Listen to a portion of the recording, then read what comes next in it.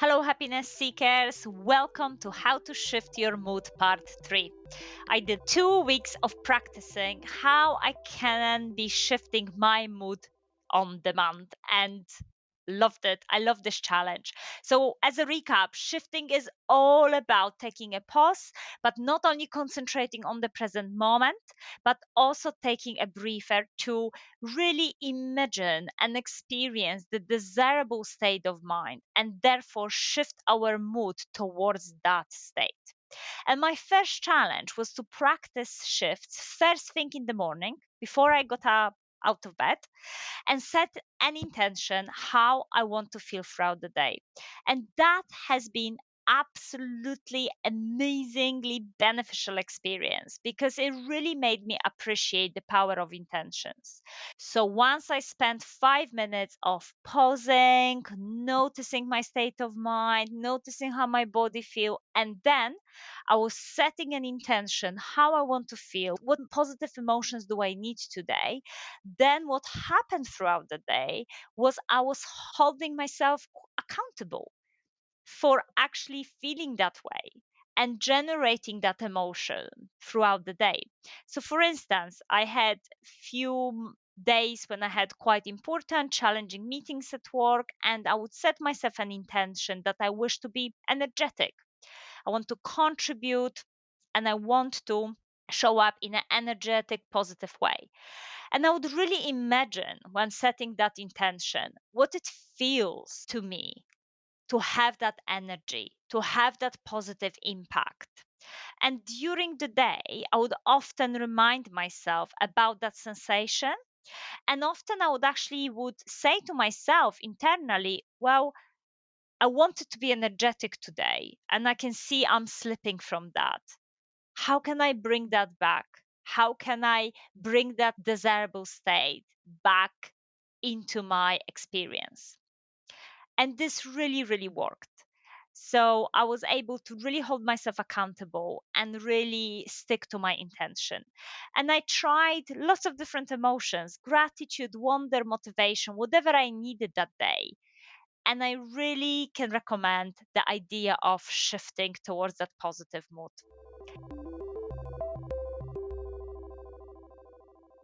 My second challenge was about trying shifts when dealing with frustrations and annoyance to shift myself towards calmer state of mind and letting it go.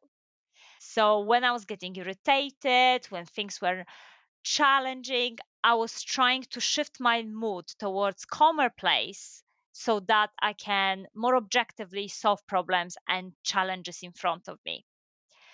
And the shift from frustration to calmer state of mind, personally for me, was much more trickier. And it depended on the level of that frustration. So it was a quick ping of annoyance of like, oh my goodness, I don't believe this just happened. I was able to feel calmer quite quickly because I was able to give myself a pause, scan my body, scan my mind, let the annoyance pass, and I would imagine how does it feel to experience being grounded. And for some reason, I was keep thinking about seaside, just images of seaside, and I would just feel okay, I'm grounded and I can deal with this issue more objectively. If, however, I was getting quite stressed and I was feeling a tension in my body and my mind was racing and overthinking, I was finding it much more difficult to shift to a calmer state of mind.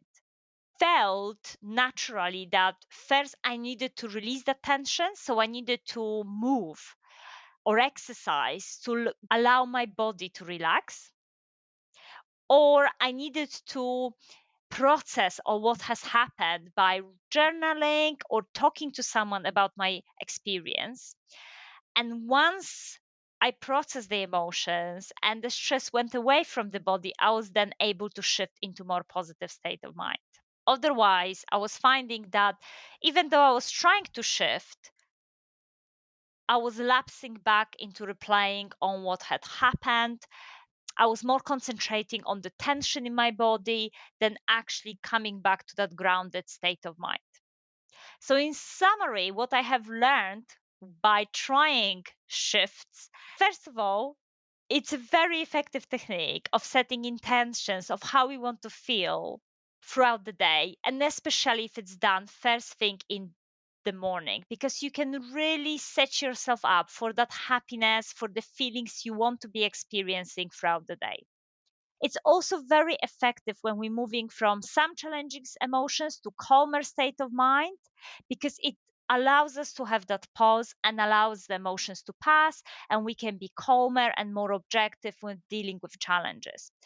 But for much more intensive, stressful moments, I felt it needed to be paired with some other techniques of releasing tension, such as journaling, exercise, movement, talking to a friend, before actually going into that effective shifting into positive mind and positive mood. I really hope you enjoyed this month's happiness challenge.